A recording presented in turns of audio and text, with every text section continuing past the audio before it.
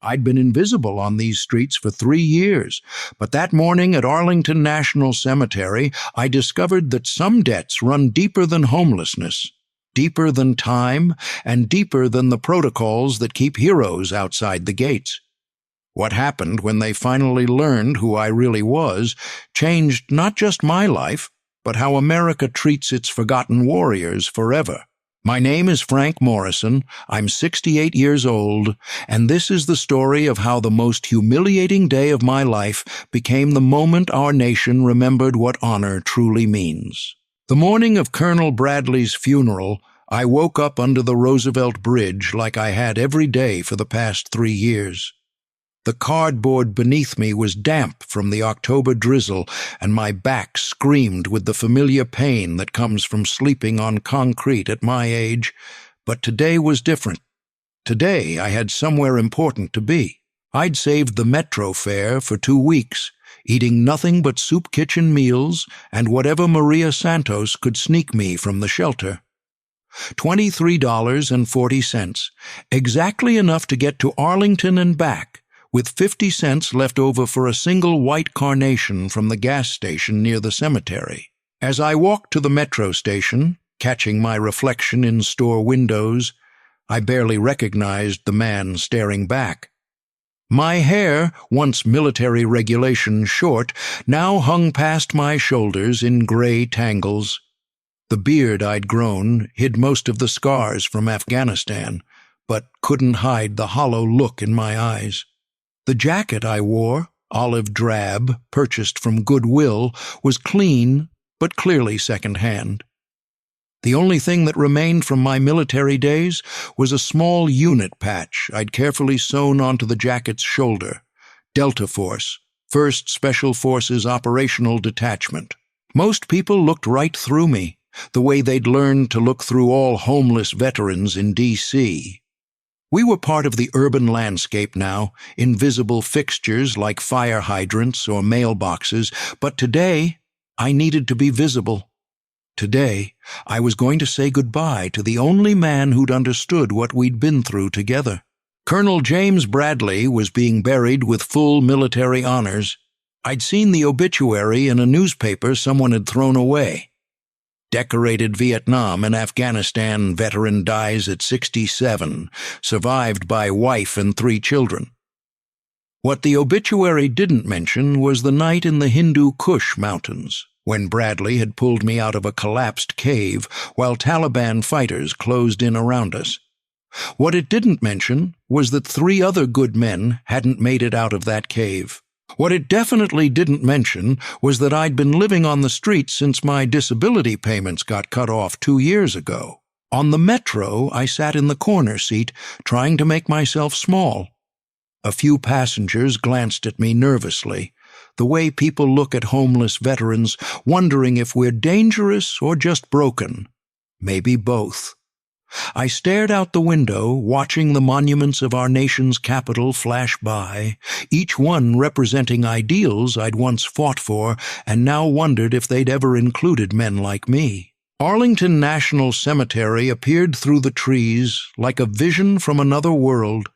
Pristine white headstones arranged in perfect rows, American flags snapping in the breeze, honor guards in dress uniforms with brass buttons that caught the morning light.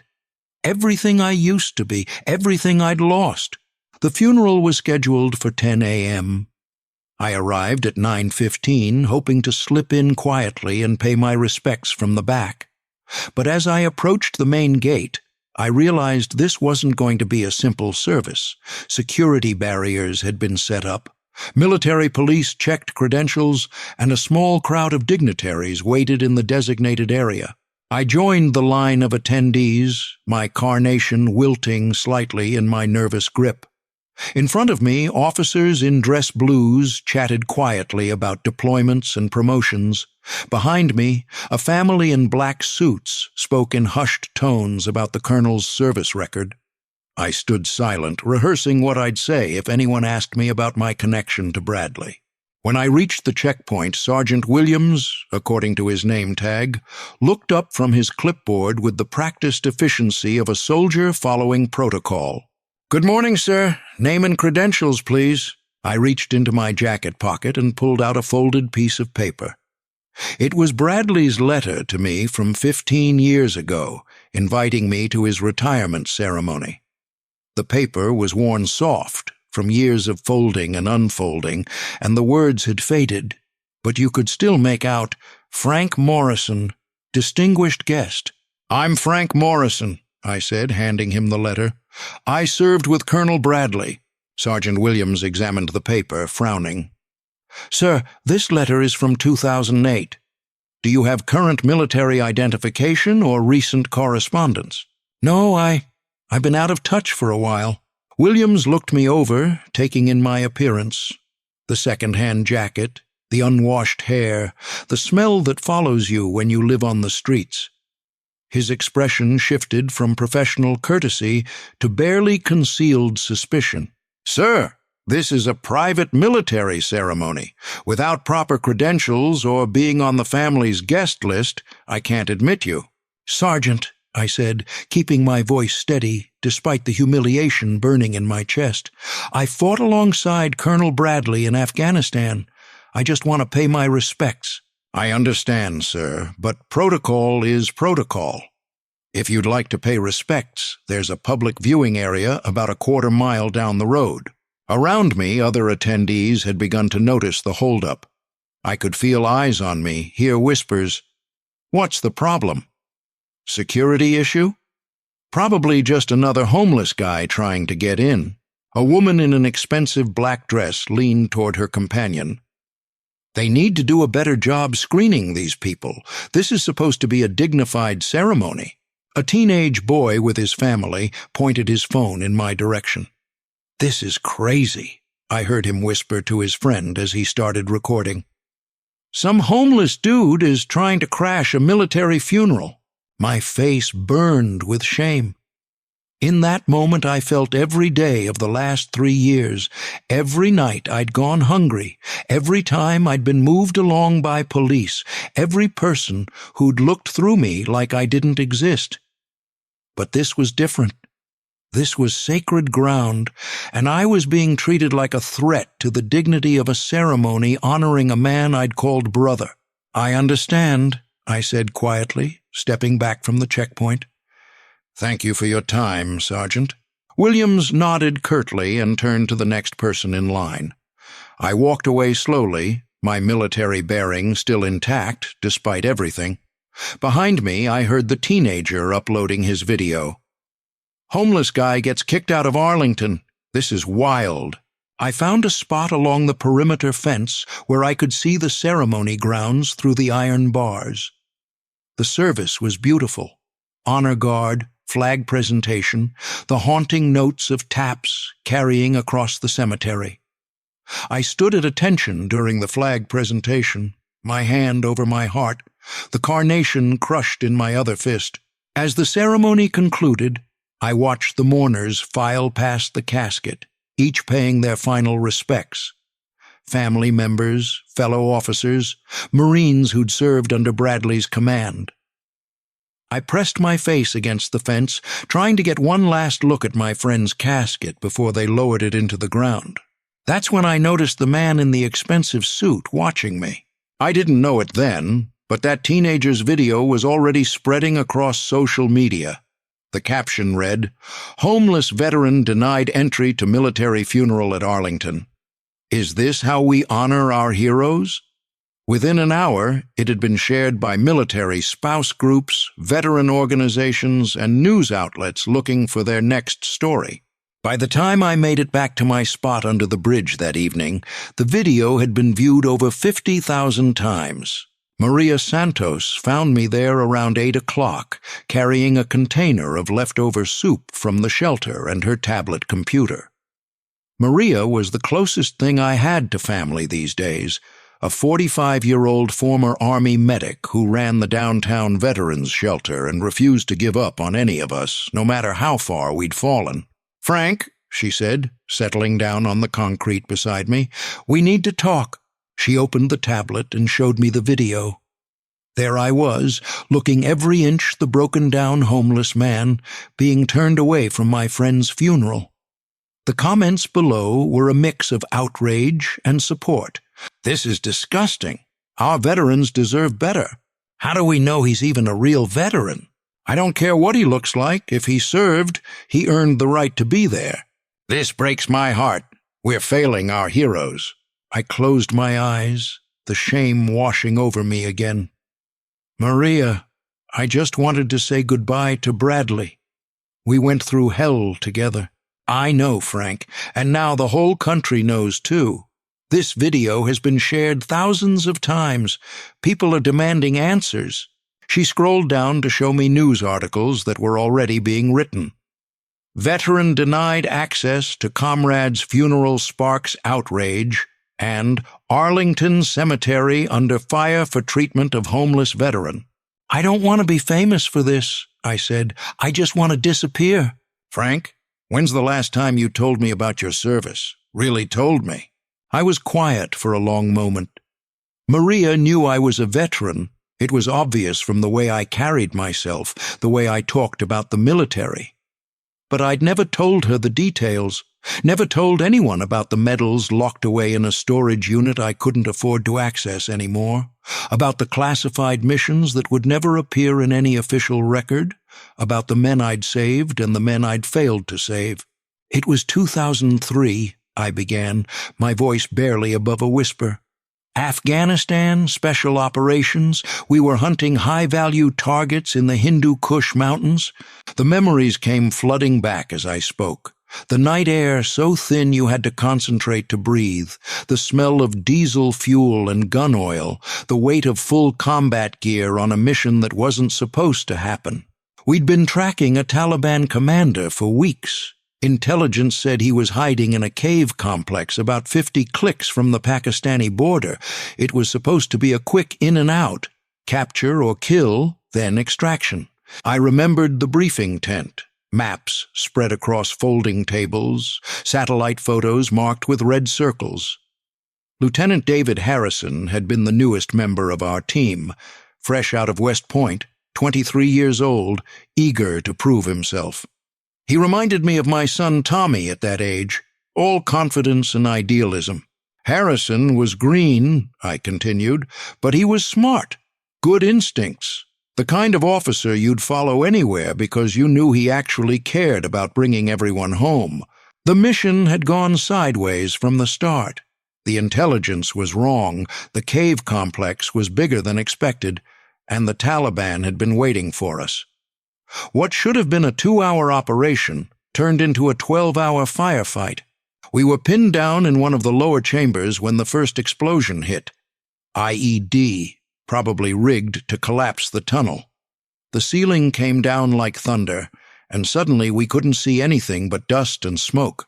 I could still hear Harrison's voice through the chaos. "Morrison, Torres is trapped." Private Miguel Torres, 19 years old, from El Paso, Texas, deployed for the first time. Half his body was buried under limestone and debris, his left leg twisted at an impossible angle. I could hear the Taliban moving above us, trying to find a way down to finish us off. We had maybe minutes before they figured out where we were. Harrison was trying to dig Torres out with his bare hands, but the kid was unconscious and there was too much rock. The decision I made in that moment had haunted me for 20 years. Leave Torres and save Harrison, or risk all our lives trying to save one man. I chose to save them both, I said to Maria. Took me 40 minutes to move enough rock to get Torres free. By the time we made it out of there, we had 3 Taliban fighters on our tail, and Harrison had taken shrapnel in his shoulder. We'd carried Torres between us for 2 miles through enemy territory before reaching the extraction point. Harrison had refused medical attention until Torres was loaded onto the helicopter. The kid lived, lost his leg, but lived. Harrison put me in for a Medal of Honor that I never wanted and tried to refuse. What I didn't know, I continued, was that Harrison would spend the next 20 years climbing the military hierarchy. Last I heard, he was Secretary of Defense.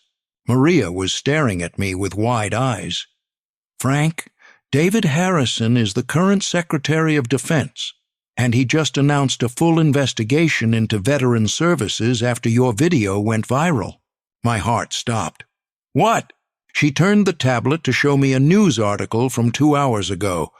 Secretary of Defense orders review of veteran access to military ceremonies following Arlington incident.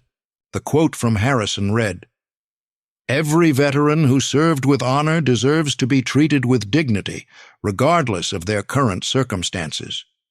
We will not tolerate any protocol that prevents our heroes from honoring their fallen brothers." I stared at the screen, my hands shaking. David Harrison.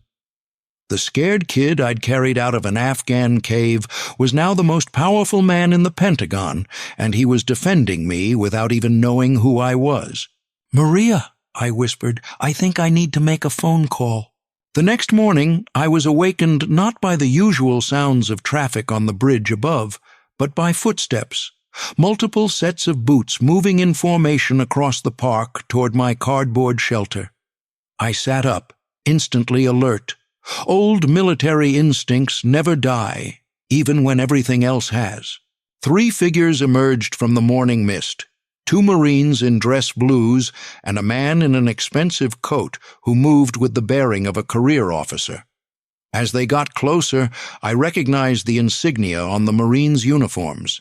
Pentagon Security Detail. The man in the coat stepped forward, and I saw his face clearly for the first time in 15 years. Older, grayer, with the weight of command on his shoulders, but unmistakably the young lieutenant I'd pulled out of that cave. David Harrison, Secretary of Defense, was standing in front of my homeless camp at 6 in the morning. "Sergeant Morrison," he said, his voice thick with emotion.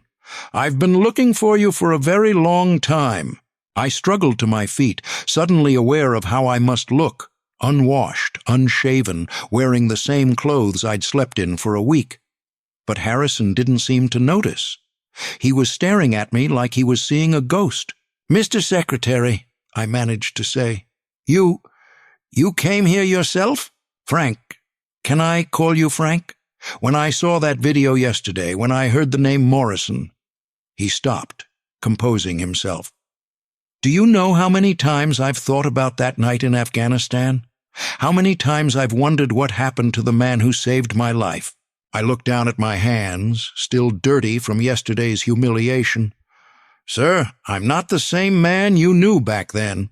"The hell you're not," Harrison said firmly. "You're exactly the same man. The one who chose to risk everything to save a wounded soldier. The one who carried me 2 miles through enemy fire. The one who taught me what real leadership looks like." He gestured to one of the Marines who stepped forward with a garment bag. "Frank, I need to ask something of you. Colonel Bradley's family has agreed to hold a second service, a proper military ceremony where you'll be recognized as the guest of honor you should have been yesterday. But I need you to do something first." He handed me the garment bag. Inside was a perfectly pressed army dress uniform, complete with ribbons and decorations. "I need you to put this on. Not for me, not for the cameras, but for every veteran who's been forgotten. For every homeless vet who's been treated like yesterday's newspaper. For every soldier who's wondered if their service mattered." I stared at the uniform, my hands trembling. "Sir, I haven't worn dress blues I don't know if I can—" "Frank," Harrison said gently, "yesterday they denied you entry because they didn't see the hero. Today, I want to make sure everyone sees what I saw in that cave 20 years ago." The internal battle that raged in my mind for the next 10 minutes was harder than any firefight I'd ever been in. The uniform represented everything I'd lost: respect, purpose, pride. It represented the man I used to be before the nightmares, before the drinking, before the years of sleeping rough and being invisible. But it also represented something else, the promise I'd made to never leave a fallen comrade behind. "For Bradley," I said finally. Harrison smiled, the same grateful smile that 19-year-old lieutenant had given me in the helicopter 20 years ago. "For Bradley," 3 hours later, I stood in front of a mirror in the Pentagon's executive washroom, barely recognizing the man staring back at me. The shower had washed away 3 years of street grime. The haircut and shave had revealed features I'd forgotten I had.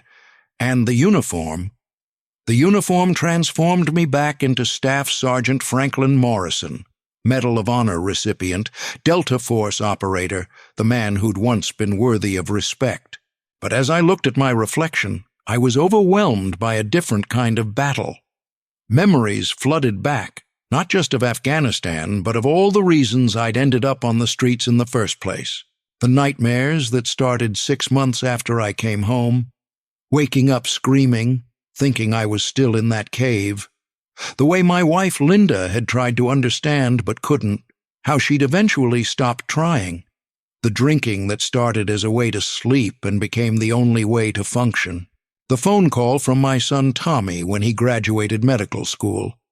"Dad, I can't have you at my graduation, not like this. Maybe when you get clean." The dial tone that followed was the loneliest sound I'd ever heard. The final deployment to Iraq that was supposed to help me get right. Instead, it just added more bodies to the list of people I couldn't save. When I came home that last time, I couldn't even recognize the stranger in my own mirror. Linda left. Tommy stopped calling. The VA disability payments were cut due to administrative errors that would take years to resolve. The house went into foreclosure. And eventually, the streets became the only place where I didn't have to pretend to be okay. Standing in that Pentagon bathroom, wearing the symbols of a heroism I'd never felt worthy of, I almost took the uniform off, almost walked away from Harrison's plan, and disappeared back into the invisible world where broken veterans go to hide. But then I thought about Bradley, about the night he'd pulled me out of my own collapsed cave. Not literally, but the emotional one I'd been trapped in after our first deployment. "Morrison," he'd said, "heroes aren't people who don't feel fear. Heroes are people who feel fear and do the right thing anyway." I thought about all the other Franks out there, veterans sleeping under bridges, standing in soup kitchen lines, invisible to a country that had used them up and thrown them away. "For all of them," I said to my reflection. The second funeral service for Colonel Bradley was held at Arlington National Cemetery the following day. But this time, it was different. This time, it was a national event. The media coverage was unprecedented. Every major news network had sent crews. The ceremony was being live-streamed to millions of viewers. Veteran organizations from across the country had sent representatives. The message was clear. America was watching to see how we treated our heroes. I arrived in a Pentagon limousine, escorted by Harrison himself. As we passed through the cemetery gates, the same gates where I'd been turned away 24 hours earlier, I saw Sergeant Williams standing at attention. When he recognized me, his face went white. He snapped to his most rigid salute as our car passed. The ceremony site had been transformed. Instead of the modest gathering Bradley's family had originally planned, hundreds of people filled the area around his grave. Active duty military, veterans from multiple conflicts, family members, and civilians who'd been moved by the story. As I stepped out of the limousine, a hush fell over the crowd.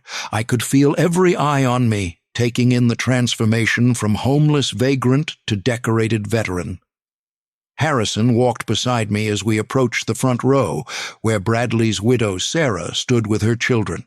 Sarah Bradley was a woman I'd met briefly at military functions years ago, but I wasn't sure she'd remember me. As I approached, she stepped forward with tears in her eyes. "Frank," she said, embracing me, "Jim talked about you until the day he died. He never forgot what you did for him, for all of them. I'm so sorry about yesterday, so very sorry." The ceremony began with full military honors. But before the chaplain spoke, Harrison took the podium to address the crowd and the cameras. "Ladies and gentlemen," he began, Yesterday, a grave injustice was done at these very gates. A hero was turned away from honoring his fallen brother because we failed to see past his circumstances to recognize his service. He gestured toward me. Staff Sergeant Franklin Morrison is a recipient of the Medal of Honor, the Silver Star, and 3 Purple Hearts. In Afghanistan, he saved my life and the lives of countless others.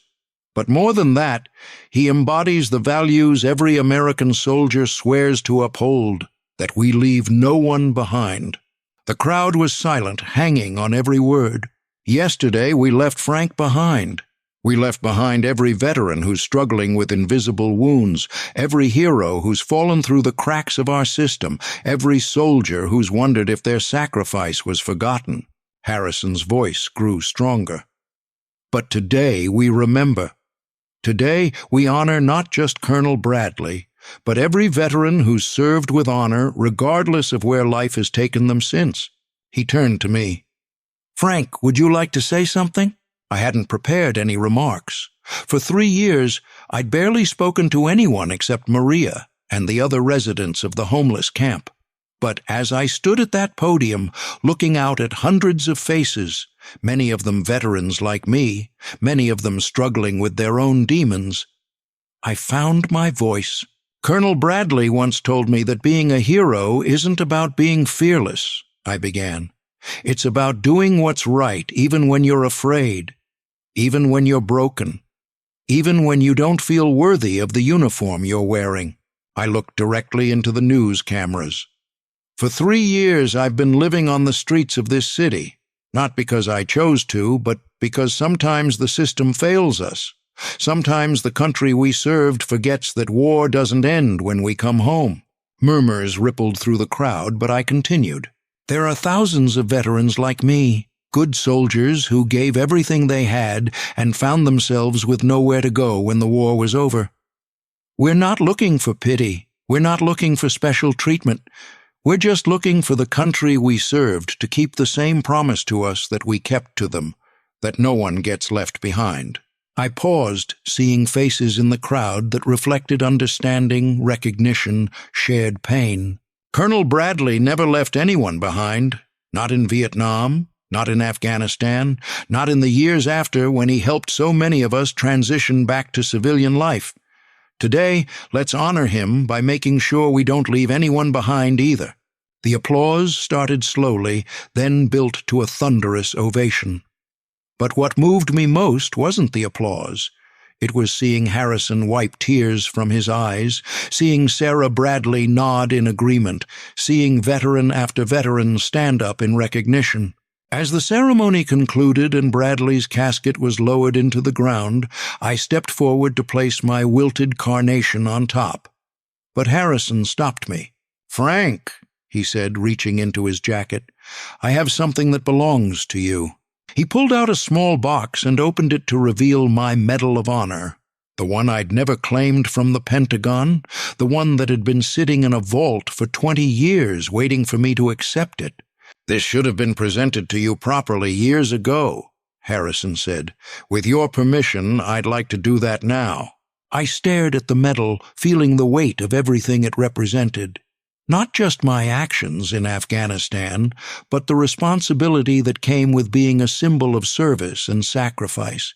"Only if you understand," I said, "that I'm accepting this not for me, but for every forgotten veteran who's never gotten the recognition they deserved." Harrison nodded and pinned the medal to my uniform. The crowd erupted in applause again, but I barely heard it. I was thinking about Tommy, wondering if he was watching somewhere, wondering if he might finally be proud of his father again. As if summoned by my thoughts, I saw a familiar figure approaching through the crowd. He was in army dress blues, captain's bars on his shoulders, medical corps insignia on his collar. Older now, with touches of gray at his temples, but unmistakably my son. Tommy stopped in front of me, his eyes filled with tears. For a moment, we just stared at each other, 15 years of hurt and regret and love hanging between us. Then he saluted me. Not the casual salute soldiers give each other, but the deep, respectful salute reserved for heroes. "Dad," he said, his voice breaking, "I should have looked for you. I should have never given up." I returned his salute, then pulled him into an embrace that 20 years of war and 3 years of homelessness had made me forget I needed. "Son," I whispered, "you didn't give up. You became exactly the man I hoped you'd become. I'm the one who got lost." "We're going to fix this," Tommy said. "All of it. I've taken a position at the VA hospital here in D.C. We're going to fix the system that failed you and thousands of others." That night, Harrison arranged for me to stay in military quarters at Fort Myer while we figured out permanent housing. But before I settled in, Maria Santos arrived with a van full of veterans from the shelter. "Frank," she said, "we wanted to be here for this. All of us." They filed out of the van one by one, men and women I'd shared meals with, slept near, watched struggle with their own demons. Vietnam vets, Iraq vets, Afghanistan vets, veterans from conflicts most Americans had already forgotten. Some were homeless, some were housed but struggling, all of them were survivors. "We saw you on TV today," said Carlos, a Marine who'd lost both legs in Fallujah. "Saw you speak for all of us. Thank you, brother." One by one, they embraced me. Not because I was suddenly famous, but because I was one of them. Someone who understood the invisible wounds, the impossible transition, the feeling of being forgotten by the country you'd served. "This isn't just about me," I told them. "This is about all of us. What happened today, the attention, the promises of change, it only matters if we use it to help everyone." Harrison overheard and stepped forward. "Frank's right. Tomorrow I'm announcing the Harrison Morrison Initiative, a comprehensive program to identify and assist homeless veterans nationwide. Frank has agreed to serve as the program's director." I looked at him in surprise. "Sir, I'm not sure I'm qualified." "Frank," Harrison said, "you're the most qualified person in America for this job. You understand what these veterans are going through because you've lived it. You understand military service because you've exemplified it. And you understand what it means to be forgotten because you've been there." He gestured to the group of veterans surrounding us. "These are the people we failed. These are the heroes we left behind. And you're going to help us bring them home." 1 year later, I stood on the steps of the Lincoln Memorial addressing the largest gathering of veterans in Washington, D.C. since the end of World War II. The Harrison Morrison Initiative had identified and provided housing for over 15,000 homeless veterans in its first year. Tommy had opened 3 new PTSD treatment centers. Maria had been promoted to regional coordinator for veteran services. But the moment that mattered most to me came at the end of the ceremony. A young sergeant approached me, someone I'd never met, recently returned from deployment, struggling with nightmares and adjustment. "Sir," he said, "I just wanted to thank you. When I was thinking about ending it all, I saw your story. I saw that you survived the worst of it and came back. It gave me hope." I looked at this young warrior, seeing myself 30 years ago, seeing Tommy at that age, seeing every veteran who'd ever wondered if their service mattered. "Sergeant," I said, reaching into my pocket and pulling out my Medal of Honor, "I want you to hold on to this for me." His eyes went wide. "Sir, I can't. That's yours." "No," I said, pressing the medal into his hands.